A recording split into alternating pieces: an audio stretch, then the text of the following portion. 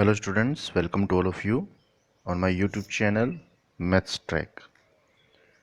आज के इस वीडियो में बात करेंगे रिड्यूसिबल एग्जैक्ट के रिमेनिंग दो केस जो हमारे रह गए थे उसके बारे में। फर्स्ट 3 केसेस को हमने कर चुके हैं फर्स्ट वीडियो में। इससे पहले जो भी वीडियोस बने उसमें हमने पहले 3 केसों के बारे में क्वेश्चंस किए थे। तो अब जो लास्ट दो केस रह गए उन दोनों केसेस के लिए ये वीडियो है। तो करना क्या हमें, स्टार्टिंग वही गिवन इक्वेशन की स्टैंडर्ड फॉर्म जो रहेगी वो यही रहेगी m d x plus n d y equals to zero. और अगर वो इक्वेशन एग्जैक्ट नहीं है यानी del m upon del y की value del n upon del x के इक्वल नहीं है, तब इसका मतलब हमें क्या करना होगा, हमें उसको एग्जैक्ट फॉर्म में रिड्यूस करना होगा। और एग्जैक्ट फॉर्म में रिड्यूस करने के लिए हमें क्या चाहिए, एक इंटीग्रल फैक्टर चाहिए, I F integral factor. Integral factor से वो इक्वेशन गिवन इक्वेशन जो है वो रिड्यूस हो जाएगी एग्जैक्ट फॉर्म में। कैसे, इंटीग्रल फैक्टर को जैसे हम मल्टीप्लाई करेंगे गिवन इक्वेशन के साथ तो इक्वेशन एग्जैक्ट फॉर्म में रिड्यूस हो जाती है। लेकिन इंटीग्रल फैक्टर डिपेंड करता है वेरियस केसेस पे। तो वेरियस केसेस यहाँ पे 5 केसेस होते हैं टोटल। तो 5 में से हम 3 कर चुके हैं, 2 केस जो रिमेनिंग हमारे हैं। तो देखिए 2 case, case number 4 and case number 5। Case number 4 हमें ये कहता है if given equation can be written in the form of 1/n del m upon del y minus del n upon del x. अगर given equation को हम अगर कुछ इस तरह से एडजस्ट कर दें कि n से डिवाइड किया, m का y के रिस्पेक्ट पार्शियल डेरिवेटिव का सब्ट्रैक्शन n के x के रिस्पेक्ट में उससे हो जाए। और उसको करने के बाद अगर हमारी जो फॉर्म है, हमारा जो आंसर है वो f(x) की फॉर्म में है यानी फंक्शन ऑफ x की फॉर्म में है, यानी यहाँ y नहीं हो। इसको सोल्व करने के बाद, इस लेफ्ट हैंड साइड की वैल्यू को सोल्व करने के बाद जो हमारा आंसर आए x की फॉर्म में आए, यह हो सकता है कांस्टेंट भी हो लेकिन y नहीं होना चाहिए। अगर ऐसा सेटिस्फाई हो रही है, कंडीशन ऐसी सेटिस्फाई कर रहे हैं, तो हमारे लिए जो इंटीग्रल फैक्टर बनेगा वो कुछ इस तरह से होगा। इंटीग्रल फैक्टर इक्वल्स टू ई की पावर, यहाँ जो भी आंसर आएगा वो वैल्यू यहाँ हम पुट करेंगे और उसका x के रिस्पेक्ट इंटीग्रेशन कर देंगे। क्लियर है। वैसे ही लास्ट केस जो है 5th केस, वो हमें ये कहता है अगर 1/n का फार्मूला यूज़ नहीं हुआ तो हमें क्या करना होगा, 1/m की हेल्प लेनी होगी इस फार्मूले की। और इस फार्मूले को जब हम सोल्व करेंगे सभी वैल्यूज पुट करने के बाद, तो जो हमारा आंसर आएगा वो फंक्शन ऑफ y की फॉर्म में होगा या फिर कांस्टेंट भी हो सकता है लेकिन x नहीं होगा। तो जो भी हमारा आंसर आएगा उसको हम यहाँ पुट करेंगे और उसका y के रिस्पेक्ट y के रिस्पेक्ट उसका इंटीग्रेशन हम कर देंगे। यहाँ x नहीं आएगा, यहाँ y आएगा, dy। क्लियर है स्टूडेंट्स।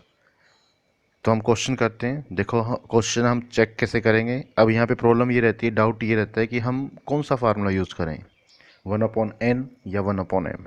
हमें कैसे पता चलेगा, हमें ये कंप्लीट करके देखना होगा या हम क्वेश्चन को देख के डायरेक्ट इस चीज़ को हम एज्यूम कर सकते हैं कि यहाँ कौन सा फार्मूला होगा।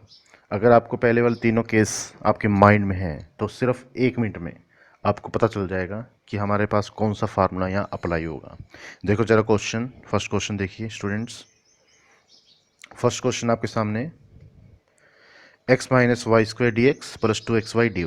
अब देखो चलो 1 बाय 1 हम सभी केस यहाँ पे अप्लाई करते हैं। अगर आपको केस अच्छे से याद हैं सभी जो हमने कर चुके हैं अभी तक, तो फर्स्ट केस हमें क्या कहता था, फर्स्ट केस कहता है कि अगर हम यहाँ से फर्स्ट टर्म में से y कॉमन ले सकें और यहाँ से x कॉमन ले पाएँ, तो क्या फर्स्ट टर्म में से y कॉमन आ रहा है, नहीं आ रहा, तो हमारा फर्स्ट केस यहाँ से जो है एग्जिस्ट नहीं कर रहा। सेकंड केस क्या कहता है, सेकंड केस कहता है कि अगर हमारी इक्वेशन होमोजीनियस है, तो क्या ये होमोजीनियस है, नहीं है, क्योंकि यहाँ पे डिग्री 1 है, यहाँ डिग्री 2 है, पॉसिबल ही नहीं है। होमोजीनियस केस भी गया। केस 3 हमने किया था क्या, गिवन इक्वेशन को अगर हम इस फॉर्म में लिख सकें x की पावर a y की power b m y d x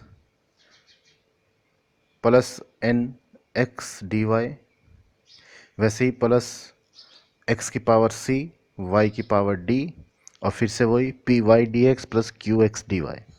अब स्टूडेंट देखो जो ये केस हमने किया था थर्ड केस, इसमें एक वैल्यू डी एक्स के साथ एक वैल्यू डी वाई की यहाँ एक साथ एज्यूम हो रही है। वैसे फिर यहाँ पे भी एक ब्रैकेट आएगा जिसमें एक वैल्यू डी एक्स की और एक वैल्यू डी वाई की हमारे पास यहाँ एग्जिस्ट होगी, हमें पुट करनी होगी। अब यहाँ चेक करो कि ये दोनों ब्रैकेट कब पॉसिबल है, जब dx और dy की वैल्यू इक्वली गिवन हो। क्योंकि देखो अगर यहाँ एक वैल्यू dx की है तो एक वैल्यू dy की है, वैसे यहाँ भी एक ब्रैकेट में dx की एक वैल्यू होगी तो एक वैल्यू dy की भी होगी। यानी अगर दो वैल्यू dx की गिवन होगी तो दो वैल्यू dy की भी गिवन होनी चाहिए, तभी ये केस थर्ड हमारा अप्लाई होगा। अब यहाँ जो क्वेश्चन हमें गिवन है उसमें dx की तो दो वैल्यू है, एक तो x और एक वाई स्क्वायर, लेकिन dy की एक ही वैल्यू गिवन है 2xy। तो केस नंबर 3 भी हमारा यहाँ अप्लाई नहीं हो पाएगा। क्लियर है?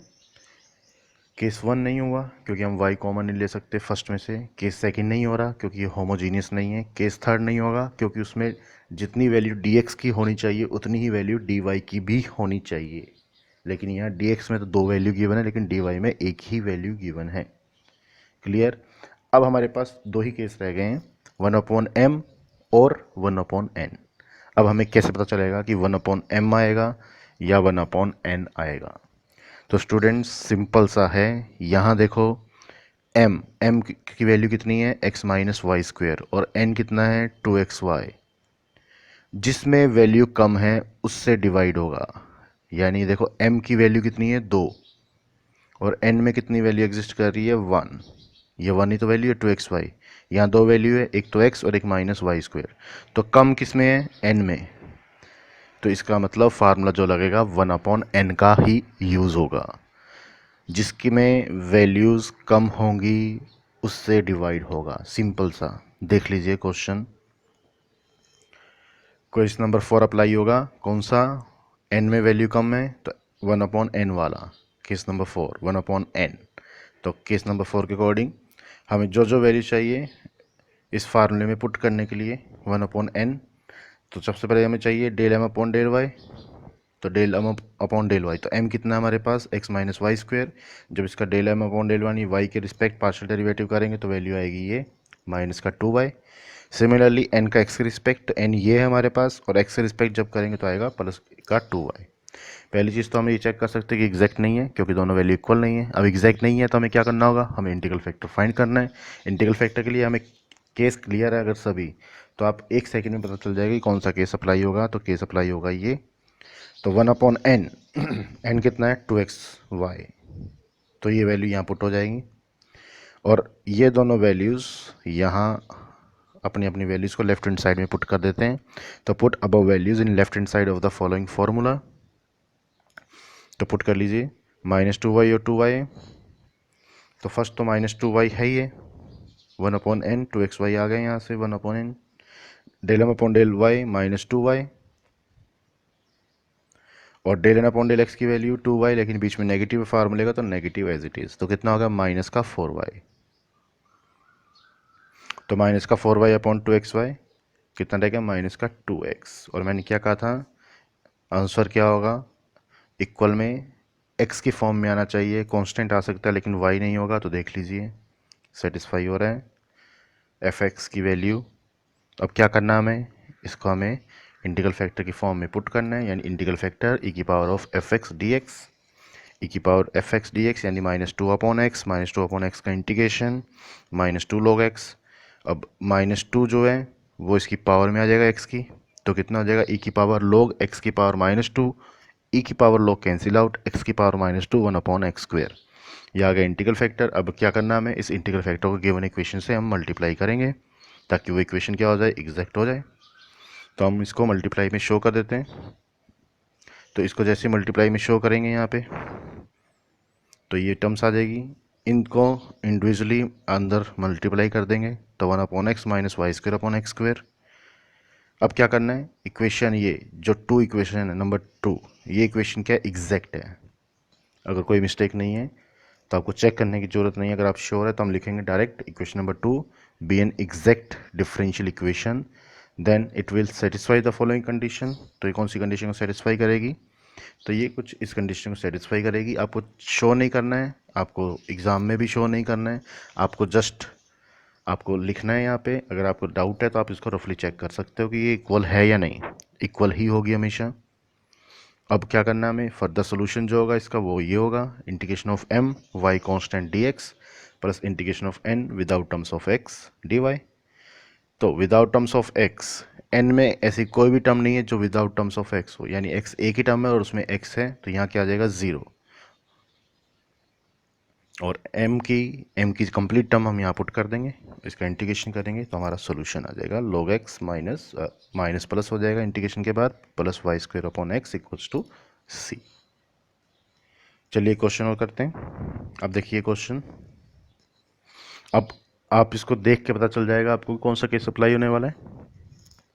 देखो स्टार्टिंग से फिर से चेक करते हैं। केस नंबर 1, क्या हम y कॉमन ले सकते हैं फर्स्ट टर्म में से? क्या y कॉमन ले सकते हैं? हम ले सकते हैं, लेकिन y कॉमन लेने के बाद जो ब्रैकेट में टर्म्स रहेगी वो फंक्शन ऑफ एक्स वाई होना चाहिए। तो क्या x है भी यहाँ? नहीं है, तो हमारा केस 1 यहाँ पे अप्लाई नहीं होगा। केस सेकंड, होमोजीनियस, क्या ये होमोजीनियस है? इक्वेशन नहीं है होमोजीनियस, क्योंकि यहाँ पे डिग्री 4 है और यहाँ डिग्री 1 है, तो ये होमोजीनियस केस भी नहीं है। केस थर्ड के लिए मैंने बताया था जितनी वैल्यू dx में होगी उतनी ही वैल्यू dy में होनी चाहिए। तो dx में तो 2 वैल्यू है, dy की 3 वैल्यू है, तो केस थर्ड भी यहाँ अप्लाई नहीं होगा। फिर केस 4 और केस 5 की बात करें तो केस 4 क्या कहते हैं कि अगर m में वैल्यू कम है तो 1/m आएगा, n में वैल्यू कम है तो 1/n आएगा। तो आप चेक कर लीजिए m की वैल्यू कितनी है 2 और n में कितनी है 3। इसका मतलब कौन सा फार्मूला लगेगा? 1/m, क्योंकि m में 2 वैल्यू है। तो सिमिलरली फार्मूला लगेगा 1/m del n अपॉन del x minus del m अपॉन del y एफ वाई।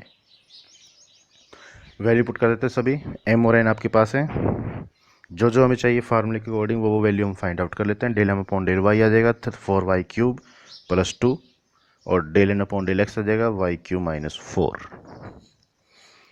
तो लेफ्ट हैंड साइड में ये सारी वैल्यूज हम पुट कर देते हैं कुछ इस तरह से। m में y कॉमन ले लिया हमने, वाई स्क्वेयर वाई की पावर 4 प्लस 2y था, y कॉमन ले लिया हमने, del n अपॉन del x minus del m अपॉन del y को हमने पुट कर दिया, तो टर्म्स रह जाएगी कुछ इस तरह से।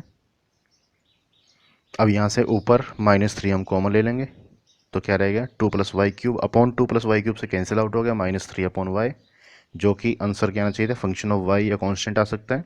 तो हमारे पास आ गया फंक्शन ऑफ y और कांस्टेंट की फॉर्म में हमारा आंसर। अब क्या करना है, इसको फिर से इंटीग्रल फैक्टर के लिए e की power function of y dy की फॉर्म में पुट करना है हमें।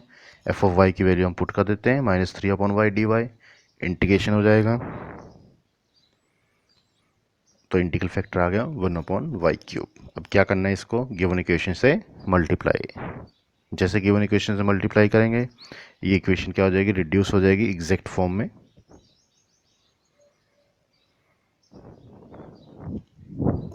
और उसके बाद जो फाइनल फार्मूला रहेगा हमारे पास वो रहेगा integration of mdx plus integration of ndy, लेकिन n में विदाउट टर्म्स ऑफ x आएगी। यहाँ पे देखो एक टर्म ये x है ये x है, लेकिन इसमें x नहीं है, तो इसका इंटीग्रेशन होगा 2y की पावर 4 का, और इसका तो दोनों की वैल्यू का होगा ही होगा, लेकिन y कांस्टेंट रहेगा दोनों में। अब y कांस्टेंट है फर्स्ट टर्म में, तो y into d x y x plus 2/y² dx, तो 2x/y², और प्लस 2y dy, तो 2y²/2, 2 से 2 कैंसिल हो गया। बहुत सिंपल केसेस हैं ये लास्ट दोनों केसेस। तो ये था आज का वीडियो और क्वेश्चंस। अब ये कंप्लीट सभी केसेस हो चुके हैं एग्जैक्ट रिड्यूसिबल एग्जैक्ट के। अब इस पे जो भी क्वेश्चंस हैं आप ट्राई कीजिए, और कोई डाउट हो तो उसको आप कमेंट बॉक्स में लिख दीजिए, और मैं पूरी कोशिश करूँगा उसको सोल्व करने की और उस पर वीडियो बनाने की। सो बने रहिए। Thank you very much.